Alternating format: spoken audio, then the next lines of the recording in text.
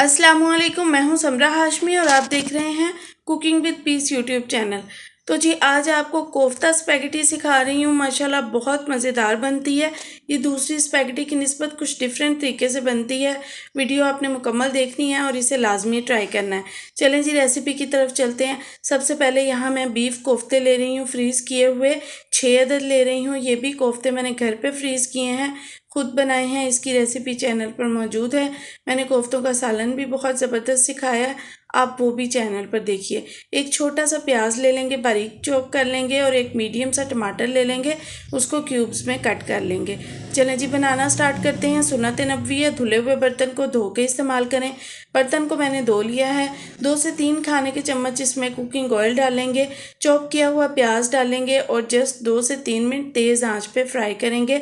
हमने इसको ब्राउन नहीं करना, बस इस तरीके से हल्का सा क्रिस्पी फ्राई कर लेना है।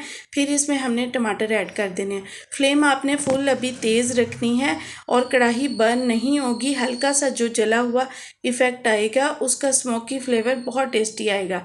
ये जली हुई नहीं है, इसका फ्लेवर बहुत अच्छा आएगा। अब इसमें हमने 1 चाय की चम्मच नमक शामिल करना है। अभी कोई भी पानी वगैरह कुछ शामिल नहीं किया। इसमें हमने कोफ्ते ऐड कर देने हैं। आप चिकन कोफ्ते भी ले सकते हैं। 1.5 जो ग्लास है पानी का वो डाल देंगे और 20 से 25 मिनट इसको ढक के पकने देंगे। कोफ्तों का फ्लेवर अच्छे से शोरबे में आ जाएगा। स्पाइसेस कोफ्तों में भी मौजूद हैं। अब जी एक सॉस रेडी करेंगे। 4 खाने के चम्मच चिली गार्लिक सॉस लेंगे, 4 खाने के चम्मच केचप लेंगे, 4 खाने के चम्मच ही चिली सॉस लेंगे और 4 खाने के चम्मच हमने इसमें सोया सॉस लेनी है। ये बहुत अच्छी सॉस बनती है। आप इस रेसिपी को डबल ट्रिपल भी कर सकते हैं। आधी चाय की चम्मच काली मिर्च का पाउडर लेंगे, आधी चाय की चम्मच लहसुन का पाउडर, आधी चाय की चम्मच ही अदरक का पाउडर लेंगे, आधी चाय की चम्मच रेड चिली फ्लेक्स लेंगे। ठीक है, कोफ्तों में भी स्पाइसेस मौजूद हैं इसलिए मैंने बहुत कम डाले हैं। नमक अभी शामिल नहीं करना, वो हम पहले कर चुके हैं।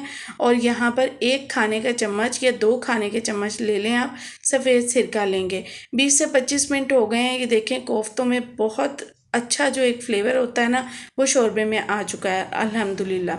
अब जी इसमें हमने स्पैगेटी ऐड करनी है। ये मैंने ली है 200 ग्राम, यानी कि ये जो एक पैकेट मिलता है ना, वो आधा मैंने ले लिया है। अब इस स्पैगेटी को आप चाहें तो पूरी ऐड कर सकते हैं। मैं इसको 2 पीसीस में तोड़ के तो फिर ऐड करूँगी।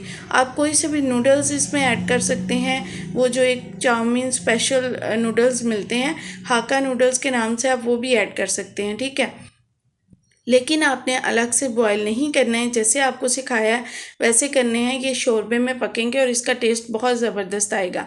थोड़ा सा मुझे पानी और ऐड करना पड़ा, आप पानी ऐड कर सकते हैं। बस ये मैंने आधा ग्लास जितना, बल्कि आधी ग्लास से भी थोड़ा सा कम था, वो ऐड किया, जिसमें स्पैगेटी डिप हो गई है। ठीक है, अब मैंने फ्लेम मीडियम कर दी है और इसको पकने देंगे इसी अपने ही शोरबे के अंदर। थोड़ा सा ना हिलाते रहेंगे ताकि नीचे चिपक नहीं जाए।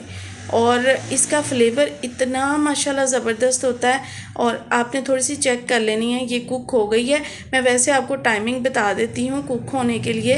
ये 7 मिनट लेगी, यानी 6 मिनट लेगी या 7 मिनट, इससे ज़्यादा बिल्कुल नहीं लेगी।